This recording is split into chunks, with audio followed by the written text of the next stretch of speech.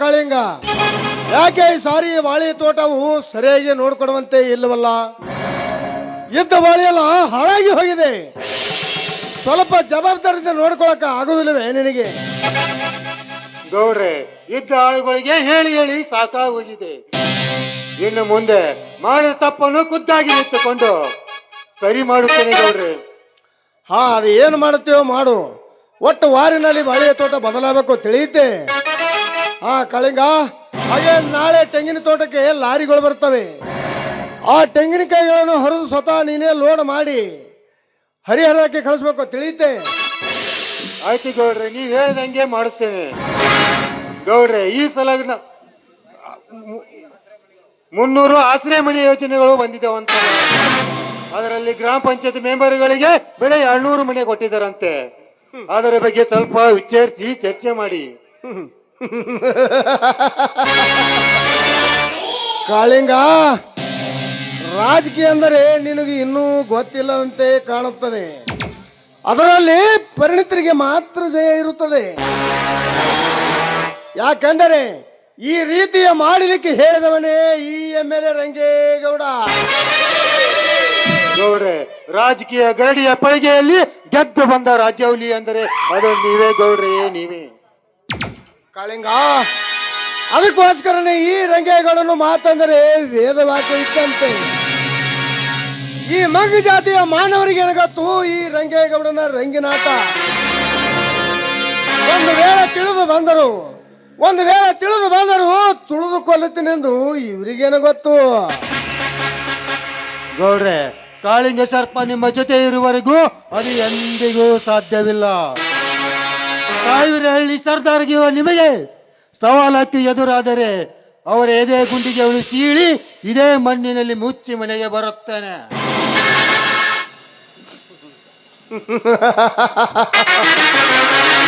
ಶಬ್ಬಾಷ್ ಕಾಳಿಂಗ, ಶಬ್ಬಾಷಿ.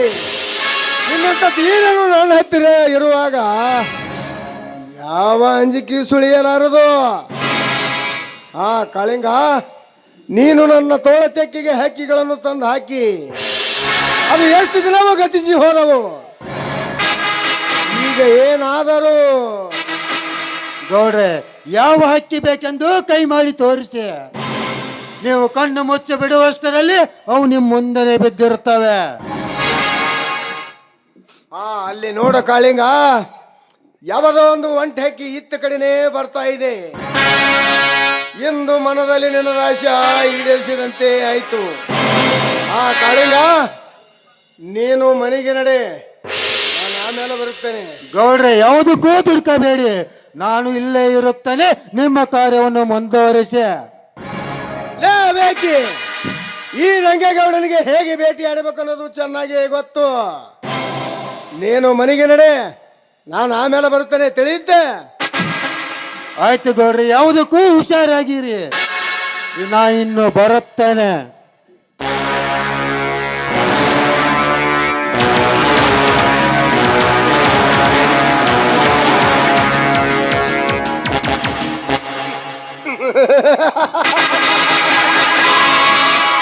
ಹಸಿದುಕೊಂಡ ಹುಲಿ ರಾಯನಿಗೆ ಭೇಟಿ ಆಡೋದಕ್ಕೆ ಜಿಂಕೆ ಆದರೇನು, ಜೀವಾದರೇನು, ಭೇಟಿ ಆಡುವುದೇ ಅದರ ಕೈಕ.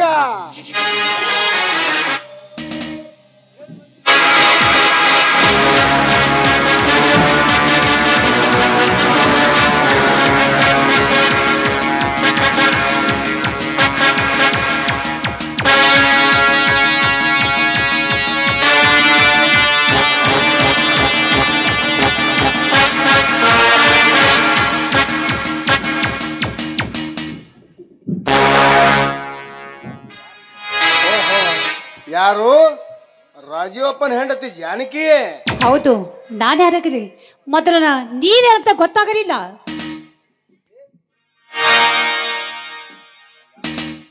ನಾನು ಯಾರು?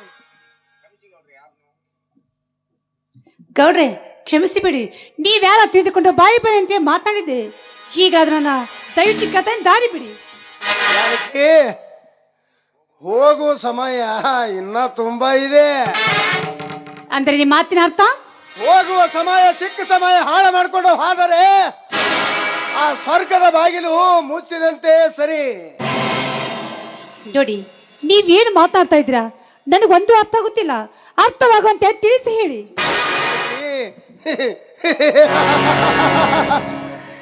ಎಂದು ನೀನು ನನ್ನವಳಾದರೆ ಸ್ವರ್ಗಕ್ಕೆ ದಾರಿ ಮುರಿಯೇಳು. ಗೌಡೆ, ಬಾಯಿ ಬಂತೆ ಮಾತಾಡಬೇಡಿ. ಅಂತ ಹೆಣ್ಣು ನಾನಲ್ಲ. ದಯವಿಟ್ಟು ಅತ್ಯಂತ ದಾರಿ ಬಿಟ್ಟು ನಿಂತಿಕೊಳ್ಳಿ. ಅದಕ್ಕೆ ಆಳಿನ ಗಂಡನಿಂದ ಕೆಟ್ಟ ಸೇನೆ ಇಟ್ಟುಕೊಂಡವ್ರದ್ದು ಏನು ಸಾಧಿಸಲು ಹೊಂಟ್ರಿವಿ.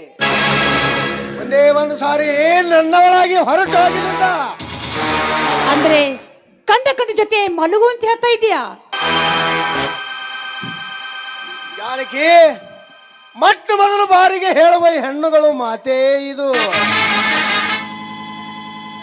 ನೀನೇನು ಗಂಡ ಮುಟ್ಟದ ಮದರ್ ತೆರಸನಲ್ಲ, ನಾನೇನು ಹೆಣ್ಣು ಮುಟ್ಟದ ಸ್ವಾಮಿ ವಿವೇಕಾನಂದನಲ್ಲ. ನೀನೊಂದು ಗಂಡ ಮುಟ್ಟಿದ ಮಡಿಕೆ ಎಂದು ನೆನಪಿನಲ್ಲಿ ಇಟ್ಟುಕೋ. ಹುಚ್ಚ ಬಾಯಿ, ಸಿಕ್ಕಂತೆ ಬಾಯಿ ಮತ್ತೆ ಮಾತಾಡಬೇಡ. ಅಂದ ಹಾಗೆ ನಿಮ್ಮಂತವರಿದ್ದಾಗಲೇ ನಮ್ಮ ದೇಶ ಹೀಗಾಗಿರ್ಬೋದು. ಅಭಿಮಾನ ದೇಶ ಅಭಿಮಾನ ಇರ್ಬೇಕಾದಿದ್ದೆ. ನೀನೇನೋ ವೀರರಾಣಿ ಕಿತ್ತೂರು ರಾಣಿ ಚೆನ್ನಮ್ಮನೂ ಅಲ್ಲ, ಆ ಒಣಕಿ ಒಬ್ಬವನೂ ಅಲ್ಲ.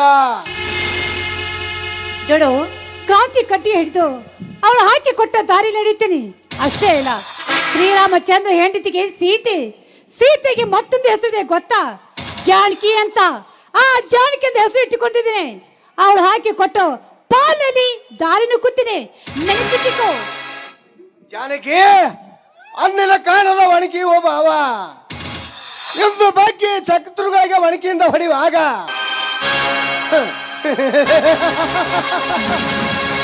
ಅವಳ ಎದೆಯನ್ನು ನೋಡಿ ಜೊಲ್ಲ ಸುರಿಸುವ ಪಡ್ಡೆ ಹುಡುಗರ ಕಲಿಕಾಲವಿದು. ಇನ್ನು ನಿನ್ನಂತ ಜಾನಕಿಯರನ್ನು ಬಿಟ್ಟು ಬಿಡ್ತಾರೆ ಎಂದು ತಿಳಿದಿರುವೇನು? ನೋಡು, ತಪ್ಪು ನಿಂದಲ್ಲ, ನಿನ್ನಂತ ಪಾಪಿಯನ್ನು ಈ ಭೂಮಿ ಬಿಟ್ಟಿಗಿದ್ದಲ್ಲ, ನೀನು ಹೆತ್ತವು ತಪ್ಪು. ಸಿದ್ಧ ಪುರುಷರು ಹೇಳ್ತಾರೆ, ನಿಮ್ಮಂತ ರಾಜಕೀಯದಲ್ಲೇ ನಮ್ಮ ದೇಶ ಪ್ರಾಯ ಎತ್ತುಕೊಂಡು ಈ ದೇಶ ಪ್ರಾಯ ಆಗುತ್ತಿದೆ. ಅಭಿಮಾನ ಇರ್ಬೇಕು, ದೇಶ ಅಭಿಮಾನ ಇರ್ಬೇಕಾದಿದ್ದೆ. ಮುಚ್ಚಬಾಯಿ ಹೊಲಸು ಹೆಣ್ಣೆ, ಸುಮ್ಮನೆ ನನ್ನ ಮಾತಿಗೆ ನನ್ನ ಆಸೆ ಈಡೇರಿಸಿಕೊಂಡು ಹೊರಟು ಹೋಗು. ಇಲ್ಲದಿದ್ದರೆ ನಾನು ಮನುಷ್ಯತ್ವವನ್ನೇ ಕಳೆದುಕೊಳ್ಳಬೇಕಾಗುತ್ತದೆ. ಜೋಕೆ ನೋಡು, ಶನ ಮಕ್ಕಳು ನಿಂದಿಸಿಕೊಂಡು ಸೂಳಿ ಅಂತ ಮಾತಾಡ್ತಾ ಇದೆಯಲ್ಲ. ನಾನು ಹೆಣ್ಣು ಸೂಳಿ ಆದ್ರೆ ನೀನೊಂದು ಗಂಡು ಸೂಳಿನ ಮಾತ್ರ ಮರೆಯಬೇಡ. ಹದಗೆಟ್ಟ ಹಾದರದ ಹೆಣ್ಣೆ, ಮುಗಿತೆ ಎಂದು ತಿಳಿದುಕೊ ನಿನ್ನ ಶೀಲದ ಸಭಾಗು. ಇಟ್ಟುಕೊಳ್ಳಿ, ನಾನೇನು ಮಾಡಬೇಡಿ. ದಯವಿಟ್ಟು ನಿಮ್ಮ ಕೈ ಮುದಿ ಕೇಳ್ತೀನಿ, ನನ್ನನ್ನು ಬಿಟ್ಟು ಬಿಡಿ, ನಾನು ಹೊರಟು ಹೋಗುತ್ತೇನೆ. ನೀನು ಕೈ ಮುಗಿದ್ರು ಬೇಡಿಕೊಂಡರೆ ಕಣ್ಕರ ಪಟ್ಟು ಬಿಟ್ಟು ಬಿಡುವುದಕ್ಕೆ ನಾನೇನು ದೇವತಾ ಮನುಷ್ಯನೆಂದು ತಿಳಿದುಕೊಂಡಿದ್ದೇನೆ. ಕುಬೇರ, ಈ ಕಲಿಯುಗದ ಕುಬೇರ. ಅಯ್ಯೋ ಮೈಲಾರಿ, ಅಯ್ಯೋ.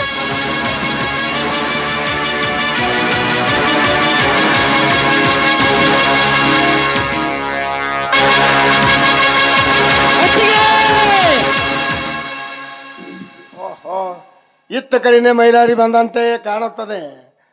ಮತ್ತೆ ಗಾಳಿ ಬೀಟಾಗ ತುರ್ಕೊಂಡ್ರಾಯ್ತು, ಬರುತ್ತೇನೆ.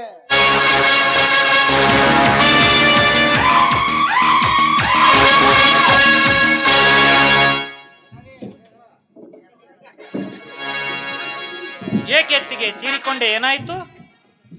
ಏನಿಲ್ಲಪ್ಪ, ಸಮಯಕ್ಕೆ ಸರಿ ಬಂದು ನನ್ನ ಮಾನ ಪ್ರಾಣ ಕಾಪಾಡಿದೆ. ಇಲ್ಲವಾದ್ರೆ ನಿನ್ನ ಅತ್ತೆ ಖಂಡಿತವಾಗಿ ಬದುಕಿರ್ತಿರಲಿಲ್ಲ. ಏಕೆತ್ತಿಗೆ ಪ್ರಾಣ ಕಳೆದುಕೊಳ್ಳುವಂತ ವಿಷಯ ಏನಾಯ್ತು ಅಂತ ನನ್ನ ಎದುರಿಗೆ ಹೇಳು. ಅತ್ತಿಗೆ ಬಾಯಿ ಬಿಟ್ಟು ಹೇಳು. ಅದೇನೇ ಇರಲಿ ಮೈದ್ರ, ಒಟ್ಟಿನಲ್ಲಿ ಸಮಯಕ್ಕೆ ಸರಿ ಬಂದು ನನ್ನ ಮಾನ ಕಾಪಾಡಿದ್ಯ. ನಡೆಯಪ್ಪ, ಹೊತ್ತಾಯ್ತು, ಮನೆಗೆ ಹೋಗೋಣ. ನಿನ್ನು ಇಲ್ಲಿ ಏನಾಯ್ತು ಅಂತ ಹೇಳುವವರೆಗೂ ನಾನು ಆ ಮನೆ ಹೊಸ್ತಿಲನ್ನು ಸಹ ತುಳಿಯುವುದಿಲ್ಲ. ಇದೋ ನಿನ್ನ ಮೇಲಾಣೆ. ಅದೇನೇ ಇಲ್ಲ, ನೀನು ಆವೇಶದಲ್ಲಿ ಏನೇನು ಮಾತಾಡ್ತಾ ಇದ್ದಿಲ್ಲ, ಅದಕ್ಕೆ ನಾನು ಈ ರೀತಿ ಭಯಗೊಂಡು ಮಾತಾಡಿದೆ ಅಷ್ಟೇ. ಅಂದರೆ ನಿನಗೆ ಏನೇ ಆಗುವುದನ್ನು ನೋಡಿಕೊಂಡು ಹಾಗೆ ಸುಮ್ಮನೆ ಇದ್ದು ಬಿಡಬೇಕೆನ್ನು. ಅದು ಹಾಗಲ್ಲಪ್ಪ. ಮತ್ತಿನ್ ಹೇಗತ್ತಿಗೆಮ್ಮ, ಮತ್ತಿನ್ ಹೇಗೆ? ನೋಡಪ್ಪ, ನಿನಗೆ ಊಟ ತೆಗೆದುಕೊಂಡು ಬರ್ತಾ ಇದ್ದೆ, ಮಧ್ಯೆ ರೋಡಿನಲ್ಲಿ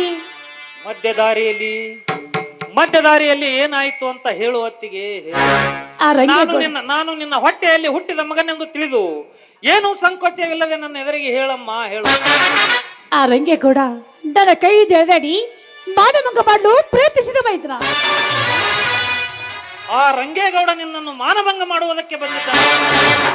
ಲೇ ರಂಗೇಗೌಡ, ಹೆತ್ತ ತಾಯಿ ಅಂತಿರುವ ನನ್ನ ಹೊತ್ತಿಗೆ ಮೇಲೆ ಕೈ ಹಾಕಲು ಬಂದಿರುವೆ ಮಗನೇ. ಆ ನಿನ್ನ ರುಂಡವನ್ನು ಕತ್ತರಿಸಿ ತಂದು ನನ್ನ ಅತ್ತಿಗೆಯ ಪಾದದಡಿಗೆ ಹಾಕುತ್ತೇನೆ ಮಗನೇ. ಮೈತ್ರ, ತುಟ್ಟಿಕೊಪ್ಪ, ನೀನ್ ಈ ರೀತಿ ಆಯುಷ್ಯ ಕೊಡ್ತೆ ಅಂತ ಈ ವಿಷಯದ ಮುಂದೆ ಹೇಳಿದ ಮುಚ್ಚಿಟ್ಟಿದ್ದೆ. ಅಂದರೆ ಆ ನರರಾಕ್ಷಸರು ಏನೇ ಮಾಡಿದರೆ ಅದನ್ನು ಹಾಗೆ ಸುಮ್ಮನೆ ಬಿಟ್ಟು ಬಿಡಬೇಕೆನ್ನುತ್ತೀಯ? ನನ್ನನ್ನು ಜೈಲಿಗೆ ಕಳಿಸಿದಾಗಲೂ ಅವರನ್ನು ಹಾಗೆ ಸುಮ್ಮನೆ, ನಮ್ಮ ಹೊಲವನ್ನು ಕಸಿದುಕೊಂಡಾಗಲೂ ಅವರನ್ನು ಹಾಗೆ ಸುಮ್ಮನೆ, ಈಗ ನಿನ್ನ ಮೇಲೆ ಕೈ ಹಾಕಲು ಬಂದಿರುವನಲ್ಲ, ಈಗಲೂ ಹಾಗೆ ಸುಮ್ಮನೆ ಇದ್ದು ಬಿಡಬೇಕೆನ್ನುತ್ತೀಯ? ಇಲ್ಲ ಅತ್ತಿಗೆ, ಅದೆಂದಿಗೂ ಸಾಧ್ಯವಿಲ್ಲ. ಮೈತ್ರ, ಇದ್ದಿಕೋ, ಒಂದೇ ಹೆಜ್ಜೆ ಮುಂದಿಟ್ಟಿದ್ದೆ, ಆದ್ರೆ ನಿನ್ನ ಅತ್ತಿಗೆ ಮೇಲೆ ಆನೆಗಿದೆ. ಅತ್ತಿಗೆ, ಯಾಕಮ್ಮ ಈ ರೀತಿ ಮಾಡಿದೆ? ಆಣೆ ಇಟ್ಟು ನನ್ನ ಕೈಗಳನ್ನೇ ಕಟ್ಟಿ ಹಾಕಿ ಬಿಟ್ಟಿಯಲ್ಲ.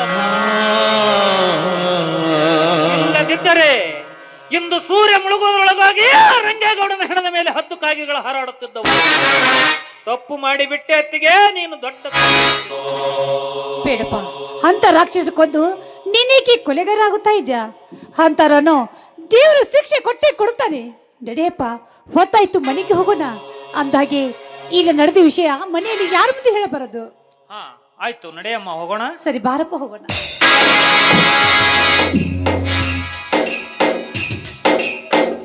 ಆಟ ಆಡಿದ ಈ ಪಾಪಿಗೆ ಆ ದೇವರು ಸರಿಯಾದ ಶಿಕ್ಷೆನೇ ಕೊಟ್ಟು ಬಿಟ್ಟ. ಆದರೆ ಆ ತಪ್ಪಿನ ಅರಿವು ನನಗೀಗಾಗಿದೆ. ದಯವಿಟ್ಟು ನನ್ನನ್ನು ಕ್ಷಮಿಸಿ ಬಿಡು ಗೀತಾ ಎಂದು ಎಷ್ಟು ಅಂಗಲಾಚಿ ಬೇಡಿಕೊಂಡರೂ ಕ್ಷಮೆ ಇಲ್ಲದಂತಾಗಿದೆ ಈ ನನ್ನ ಹಾಳು ಬದುಕಿಗೆ.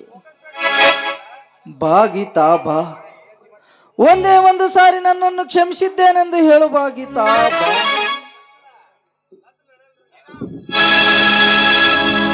ಯಾಕ್ರಿ, ಯಾಕೆ ಈ ರೀತಿ ಮಾತಾಡ್ತಾ ಇದ್ದೀರಾ?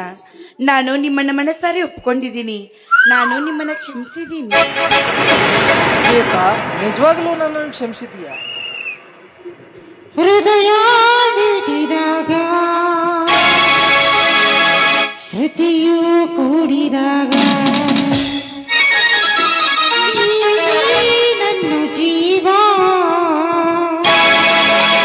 ನಾನೇ ನಿನ್ನ ಭಾವ.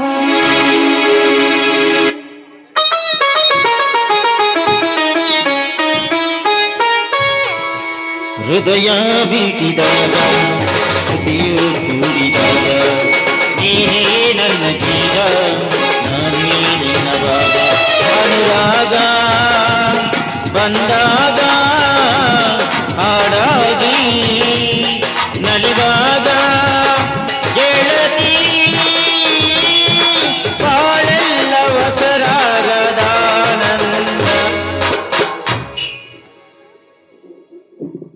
ಯಾಕೆ ಗೀತಾ, ನಾಚಿಕೆ ಆಗ್ತಾ ಇದೆಯಾ? ಜೇನಂತ ರಸ ಜೀವನ, ಹೃದಯ ಬಿಟ್ಟಿದಾಗ, ಶ್ರುತಿಯು ಕೂಡಿದಾಗ, ನೀನೇ ನನ್ನ ಜೀವ, ನಾನೇ ನಿನ್ನ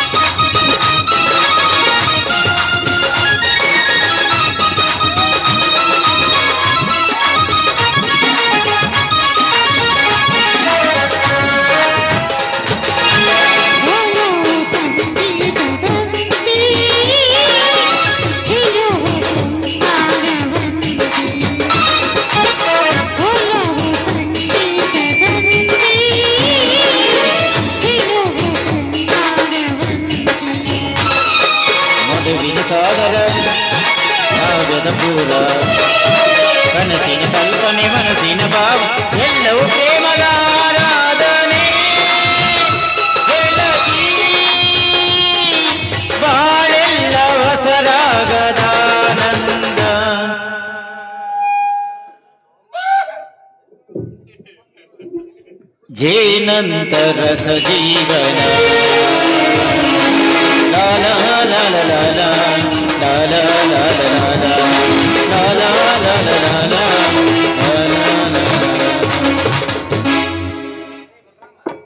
ಗೀತಾ, ಈಗಲಾದರೂ ಈ ಪಾಪಿಯನ್ನು ಕ್ಷಮಿಸಿದ್ದೀಯಲ್ಲ, ನೀನೇ ನನ್ನ ಬಾಳಿನ ದೇವತೆ ಗೀತಾ, ದೇವತೆ.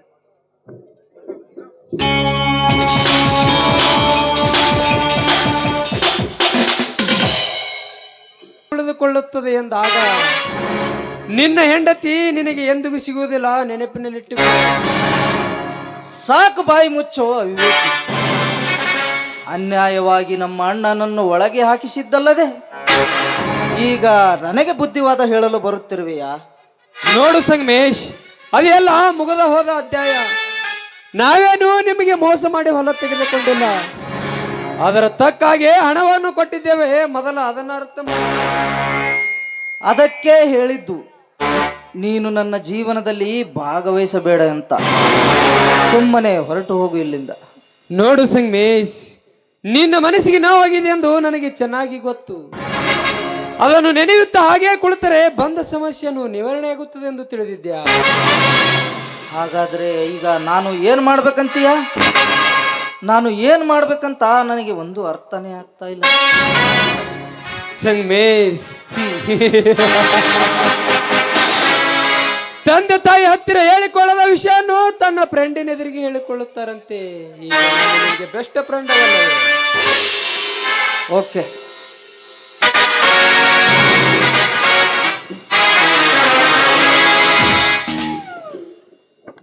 ನೋಡು ಸಂಗಮೇಶ್, ನಾನೊಂದು ಈಗ ಸ್ವಂತ ಬಿಸಿನೆಸ್ ಅನ್ನು ಮಾಡ್ತಾ ಇದ್ದೇನೆ.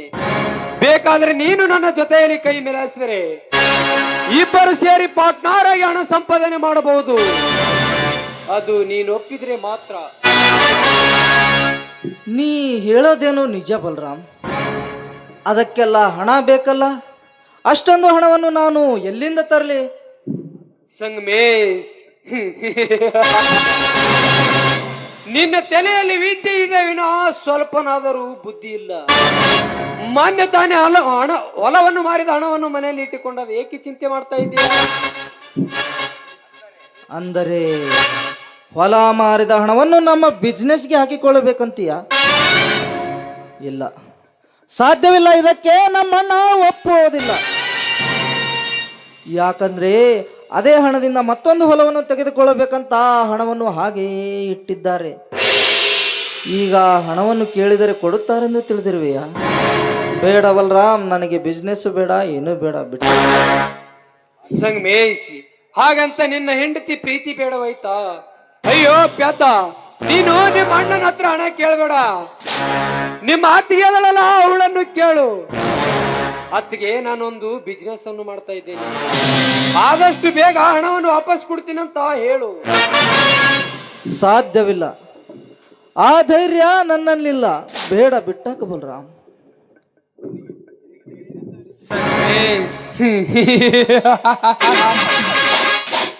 ನಿನಗೆ ಧೈರ್ಯ ತಾನೇ ಬೇಕು.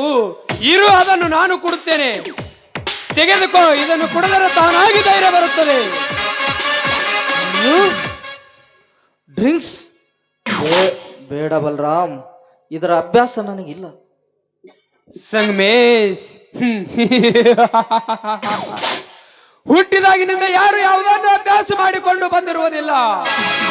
ಮೇಲಾಗಿ ಯಾರಾದರೂ ಅಭ್ಯಾಸ ಮಾಡಿದ್ರೆ ತಾನೇ ಅಭ್ಯಾಸ ಆಗುವುದು. ತೆಗೆದಕ್ಕೋ, ನಾನಿದ್ದೇನೆ. ಬಲರಾಮ್, ನೋಡು ಬಲರಾಮ್, ನೀನು ನನ್ನ ಜೊತೆ ಕುಡಿದರೆ ನಾನು ಕುಡಿಯುತ್ತೇನೆ. ಓಕೆ.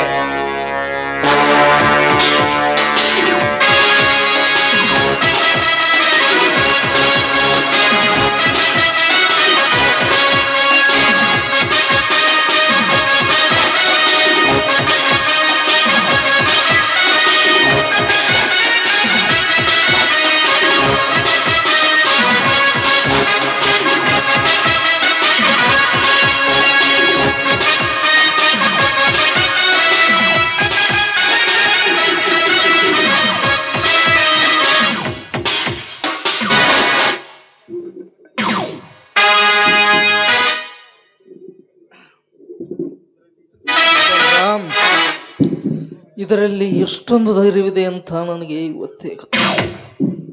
ಮಗ ಸೂಪರ್ ಸೂಪರ್. ಹಾ, ನಾನಿನ್ನು ಬರುತ್ತೇನೆ, ನಾಳೆನೇ ಹಣ ತರುತ್ತೇನೆ. ಬಾಯ್ ಬಲರಾಮ್. ಓಕೆ ಹೋಗು ಸಂಗಮೇಶ್ ಹೋಗು. ಈ ಬಲರಾಮನ ಸಂಘ ಮಾಡಿದ್ರೆ ಸಾಯುವುದಕ್ಕೆ ಅಡಿಪಾಯ ಹಾಕದಂತೆ ನಿನಗೆ ಗೊತ್ತಾಗಲೇಬೇಕು.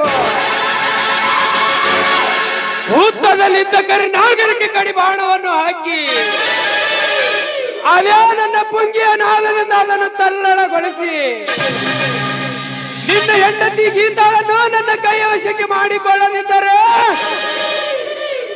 ನನ್ನ ಹೆಸರು ಗಂಡಗಲಿ ಪುಂಡ ಬಲರಾಮನೇ ಅಲ್ಲ.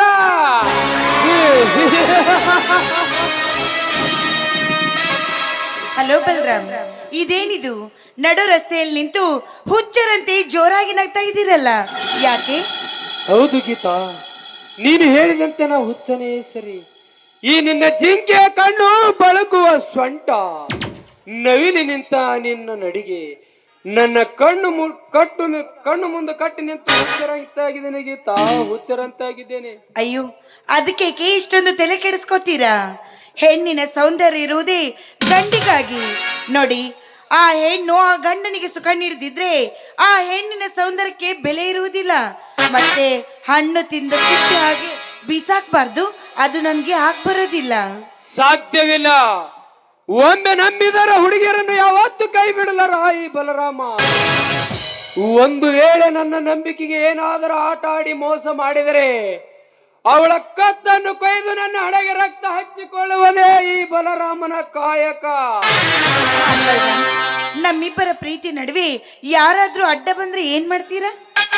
ಸಾಧ್ಯವಿಲ್ಲ. ಈ ಬಲರಾಮ ಬದುಕುವವರೆಗೂ ಅದು ಎಂದಿಗೂ ಸಾಧ್ಯವಿಲ್ಲ. ಒಂದು ವೇಳೆ ನಮ್ಮ ಪ್ರೀತಿಗೆ ಯಾರಾದರೂ ಅಡ್ಡಿ ಬಂದರೆ ಅವರ ದೇಹವನ್ನು ಅಡ್ಡಡ್ಡವಾಗಿ ಸೀಳಿ ಅವರ ರುಂಡವನ್ನು ಚೆಂಡಾಡಿ ಬಿಡುತ್ತೇನೆ.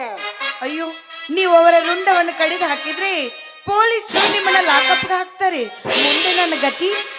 ಅಯ್ಯೋ ಹುಚ್ಚಿ, ಈ ಬಲರಾಮನ ಅರೆಸ್ಟ್ ಮಾಡಿಕೊಂಡು ಇನ್ನೂ ಹುಟ್ಟಿಲ್ಲ, ಮುಂದೆನೂ ಹುಟ್ಟೋದಿಲ್ಲ. ಅದೇ ಈ ಬಲರಾಮನ ಸ್ಪೆಷಾಲಿಟಿ. ಬಲರಾಮ್, ಈ ಫೋನಿನ ಯುಗದಲ್ಲಿ ಅಪರಾಧಿಗಳನ್ನು ಹಿಡಿಯುವುದು ತುಂಬಾ ಸುಲಭ.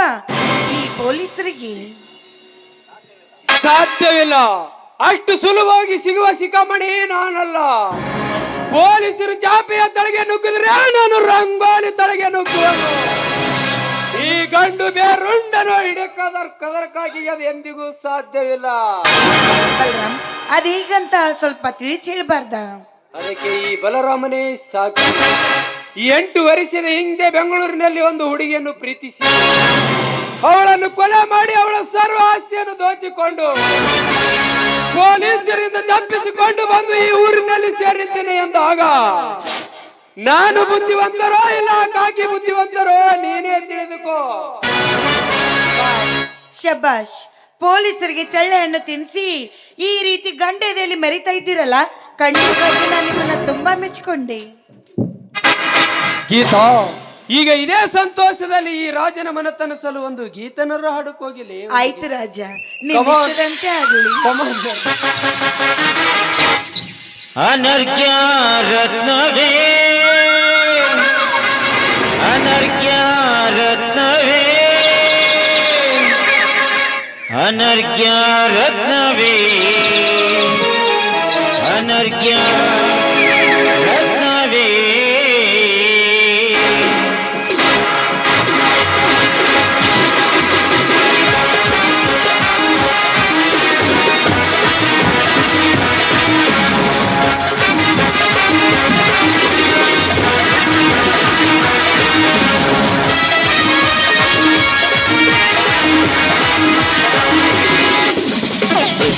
ತಿಳಿಯಲಿ ರವಿಯ ರಶ್ಮಿಯಲಿ, ತುಮು ತುಮು ತಿಳಿಯಲಿ ರವಿಯ ರಶ್ಮಿಯ, ನಿರವಿರ ಮಿಂಚುವೆ ನೀರತಿಯ ರೂಪವೇ, ನಿರವಿರ ಮಿಂಚುವೆ ನೀರತಿಯ ರೂಪವೇ. ಅನರ್ಘ್ಯ ರತ್ನವೇ, ಅನರ್ಘ್ಯ ರತ್ನವೇ, ಅನರ್ಘ್ಯ ರತ್ನವೇ, ಅನರ್ಘ್ಯ ರತ್ನವೇ.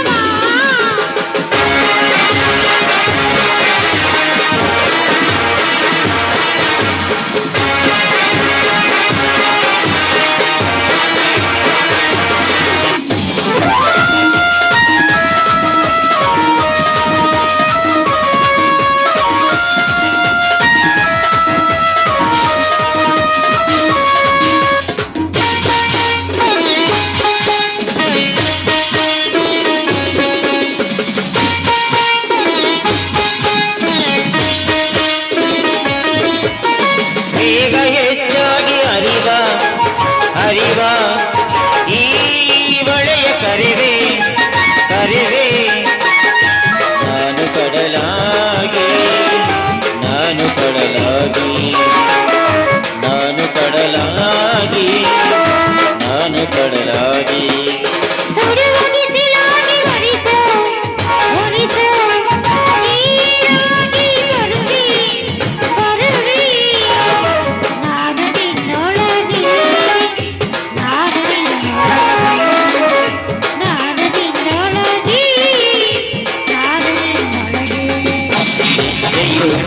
ಜೀವನವು ರಸಮಯ ಗಳಿಗೆಯಲ್ಲಿ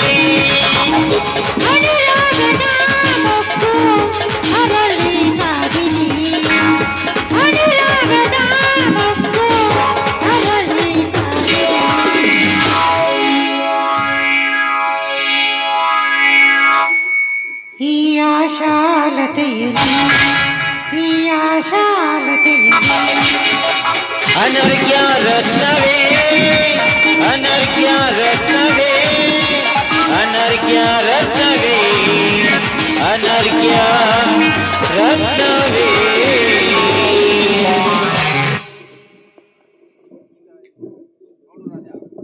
ನೋಡು ರಾಜ, ಸದಾ ಕಾಲ ನಿಮ್ಮೊಂದಿಗೆ ಇದೇ ರೀತಿ ಖುಷಿ ಖುಷಿಯಾಗಿರ್ಬೇಕನ್ನೋದೇ ಈ ನಿಮ್ಮ ರಾಣಿಯ ಆಸೆ. ಗೀತಾ, ಇಂದು ನನ್ನ ಮನಸ್ಸಿಗೆ ಸ್ವಲ್ಪ ನೆಮ್ಮದಿ ಸಿಕ್ಕಂತಾಗಿದೆ. ಇನ್ನು ಮುಂದೆ ಏನೇ ಎದುರಾದರೂ ಅದನ್ನು ಧೈರ್ಯದಿಂದ ನಿವಾರಿಸ್ತೀನೆಂದು ಈಗ ನನ್ನ ಆತ್ಮಬಲ ಹೇಳುತ್ತದೆ. ಆಯ್ತು, ನೀವು ಹೇಳಿದಂತೆ ನಾನು ಸದಾ ಕಾಲ ನಿಮ್ಮೊಂದಿಗೆ ಇದೇ ರೀತಿ ಇರ್ತೀನಿ ರಾಜ. ಗೀತಾ, ನೀನು ನನ್ನ ಜೊತೆಯಲ್ಲಿ ಇರುವವರೆಗೂ ನಾನು ಇದೇ ರೀತಿ ನಗುತ್ತಾ ಇರ್ತೀನಿ.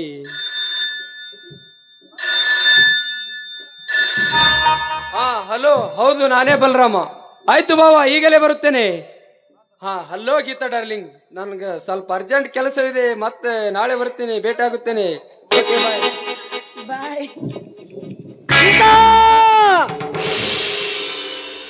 ಎಷ್ಟು ವರ್ಷದಿಂದ ನಡೀತಾ ಇದೆ ಈ ನಿಮ್ಮ ಕಳ್ಳ ವ್ಯವಹಾರ? ಮನೆಯಲ್ಲಿ ಗಂಡನನ್ನು ಇಟ್ಟುಕೊಂಡು ಹೀಗೆ ಬೀದಿಯಲ್ಲಿ ಮಿಂಡನ ಜೊತೆ ಹಾರಾಡ್ತಿರುವೆ ಇಲ್ಲ? ಒಟ್ಟಿಗೆ ನನ್ನ ತಿತ್ತೀವೋ ಮಣ್ಣು ತಿತ್ತೀವೋ? ಮಾವ, ಬಾಯಿ ಬಿಗಿಡಿದು ಮಾತಾಡಿ. ಇದು ನನ್ನ ಜೀವನ, ನನಗೆ ಹೇಗ್ ಬೇಕೋ ಆ ರೀತಿ ಬದುಕುವುದು ನನ್ನ ಸ್ಪೆಷಾಲಿಟಿ. ಅದಿರ್ಲಿ, ಅದನ್ನ ಕೇಳಕ್ಕೆ ನೀವ್ಯಾರು? ಬಾಯಿ ಮುಚ್ಚೆ ರಾಕ್ಷಸಿ. ನಾನು ನಿನ್ನ ದೇವತೆ ಎಂದು ತಿಳಿದುಕೊಂಡಿದ್ದೇನೆ ಪಾಪಿ. ತಪ್ಪು ಮಾಡಿಬಿಟ್ಟೆ, ನಾನು ದೊಡ್ಡ ತಪ್ಪು ಮಾಡಿಬಿಟ್ಟೆ. ದೇವರಂತ ನನ್ನ ತಮ್ಮನಿಗೆ ನಾನು ತುಂಬಾ ಮೋಸ ಮಾಡಿಬಿಟ್ಟೆ. ನಿನ್ನ ಬಣ್ಣದ ಮಾತನ್ನು ಕೇಳಿ ನನ್ನ ತಮ್ಮನ ಬಾಳಿಗೆ ನಾನೇ ಕಣ್ಣೀರೆತ್ತಿಬಿಟ್ಟೆ. ನೋಡಿ ಮಾವ, ಈ ವಿಷಯವನ್ನೇನಾದ್ರೂ ಮನೆಯಲ್ಲಿ ನೀವು ರಂಪಾಟ ಮಾಡಿದ್ದೇ ನಿಜವಾದ್ರೆ ನಿಮ್ಮ ಪಾಲಿಗೆ ನಾನು ಕೆಟ್ಟವಳಾಗ್ಬೇಕಾಗುತ್ತೆ. ಜೋಕೆ ಏನು ಮಾಡುತ್ತೀಯ? ನೀನು ಮಾಡಿರುವ ಧನಂದರ ಕೆಲಸಕ್ಕೆ ನಿನ್ನನ್ನು ಆರ್ತಿ ಎತ್ತಿ ದೃಷ್ಟಿಯ ತೆಗಿಬೇಕೆನ್ನುತ್ತೆ ಏನು? ನೀನು ಮಾಡಿರುವ ಕೆಲಸ ಏನಾದರೂ ನನ್ನ ತಮ್ಮ ಮೈಲಾರಿಗೆ ಗೊತ್ತಾದರೆ ನಿನ್ನನ್ನು ನೆತ್ತಲೆಯಿಂದ ಕೊತ್ತು ಹಾಕಿ ಬಿಡುತ್ತಿದ್ದನು. ಅವನೇನು ಸತ್ಯ ಹರಿಶ್ಚಂದ್ರನ ಮರಿಮಮ್ಮಗನ? ಅವನು ಏನಂತ ನಿಮಗಿಂತ ನನಗ್ ಚೆನ್ನಾಗ್ ಗೊತ್ತು. ಏನೇ ಗೊತ್ತು? ನನ್ನ ತಮ್ಮ ಮೈಲಾರಿಯ ಬಗ್ಗೆ ನಿನಗೇನು ಗೊತ್ತು? ನೋಡಿ ಮಾವ, ನಾನ್ ಮಾಡಿದ್ದೇನು ತಪ್ಪು, ಆದ್ರೆ ನಿಮ್ಮ ತಮ್ಮ ಅಂದ್ರೆ ನನ್ನ ಗಂಡ ಮಾಡಿದ್ದು ತಪ್ಪಲ್ವಾ? ಮಾವ, ನೀವೇನೇ ಹೇಳಿ, ನಾನು ಇಟ್ಟ ಹೆಜ್ಜೆನ ಹಿಂದೆ ತೆಗೆಯೋಳಲ್ಲ. ಬರ್ತೀನಿ, ಗುಡ್ ಬಾಯ್. ಅಯ್ಯೋ ಅಯ್ಯೋ ಅಯ್ಯೋ, ಇದು ವಿರಾಟವೇ. ಎಷ್ಟು ದಿನದಿಂದ ಹೊಂಚು ಹಾಕಿ ಕೂತಿದ್ದ ಈ ನಮ್ಮ ಮನೆ ಮರ್ಯಾದೆಯನ್ನು ತೆಗೆಯುವುದಕ್ಕೆ ನಾನು ಯಾವ ಊರಿನಲ್ಲಿ ತಲೆ ಎತ್ತಿ ಘನತೆ ಗೌರವದಿಂದ ಬಾಳಬೇಕಂತಿದ್ದೆ. ಈಗ ಅದೇ ಊರಿನಲ್ಲಿ ನನ್ನ ತಲೆಯ ತಗ್ಗಿಸುವಿ ಅಂತೆ ಮಾಡಿಬಿಟ್ಟಳು ಈ ಬಣ್ಣದ ಹೆಣ್ಣು. ಇಲ್ಲ, ಇದಕ್ಕೇನಾದರೂ ಉಪಾಯ ಮಾಡಲೇಬೇಕು. ಇದು ಮಾಡಲೇಬೇಕು. ಆ